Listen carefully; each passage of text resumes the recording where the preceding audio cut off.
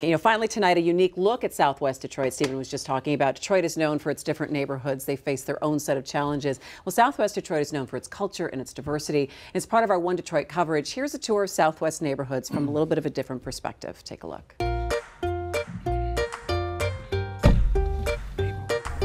We're driving down Bagley, which this is what's remaining of a commercial strip that existed all the way from what at that time was downtown Times Square. It went all the way down Bagley, all the way to almost Grand Boulevard. This is what's left of that economic strip that was the heyday in the 50s, early 60s. All the way to almost Grand Boulevard. Two expressways kind of broke it up, John C. Lodge, and later on in the mid-60s, the Jeffries. You see that tunnel right there? Right there. That's a train tunnel to Canada. I used to see undocumented white folks come across from Canada from there. Yeah, when I was a little kid. This is the oldest neighborhood in the city of Detroit. It's real interesting. Corktown is a neighborhood that real estate prices are jumping off the hook. A lot of professionals and even more than professional, well-to-do individuals live here. There's fancy restaurants like Mudgee's and all of that. But when I was growing up, it was definitely a very poor neighborhood. Used to play handball against this building right here. It was a glove factory. You can see in the corner over there, Michigan and Trumbull. Left side is what's left of the old Tiger Stadium. One of the things that's really interesting that a lot of people don't know is that Southwest, as we know it, got its start from Corktown. Now we're getting close to Grand Boulevard, and for many people, this is kind of the start of the broader definition of Southwest Detroit.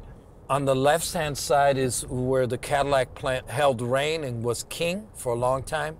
There were three plants that during the heyday of the automobile industry anchored Southwest Detroit. It was Fleetwood, Fisher, and Cadillac. We're driving through what's increasingly becoming a Yemeni community. Folks from Yemen, part of the Arab American world, have settled in this neighborhood and also southeast Dearborn. The store we just passed is an Arab and Mexican store. You're not going to see that in a lot of places. No. Arab Mexican store. Passing through that overpass, we're essentially in an African-American community, Schafer. A lot of folks would have called this the original Southwest Detroit back in the day. The old name for the neighborhood used to be Visca Road. This was the home to a very well-established, stabled, working class and middle class African-American community. Vernor on the weekends, well, any time of the week is a hopping place. Certain times of the day, certain parts of Vernor, it's faster to walk from one block to another. So Vernor is our Woodward.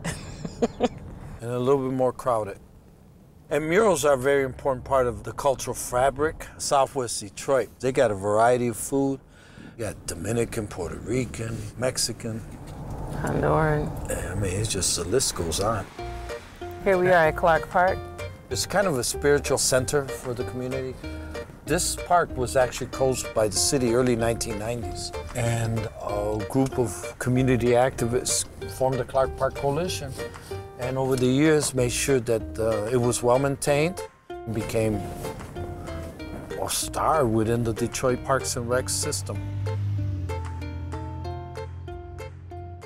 And this story was a part of a special American Black Journal hosted by Stephen on Wednesday night in Detroit. A really interesting show that you guys ended up putting Fascinating together. Part of the city. I mean, it's one of the most culturally rich parts of the city, but it's also, for me, I feel like, you know, you walk down there at 3 p.m. down Vernor or down Michigan, it feels more like a city than the rest of Detroit. And there's so many things I feel like we could learn in other neighborhoods about density, business activity, and those things. So. All right, very cool. Well, if you want to see more of that, you can just go to our website at MiWeek.org. And that's going to do it for My Week. Thanks so much for joining us. We are back next Thursday. If you need your My Week fix, you know, you can always find us MiWeek.org and on Facebook and on Twitter. I'm Christy McDonald. We'll see you next time. Take care.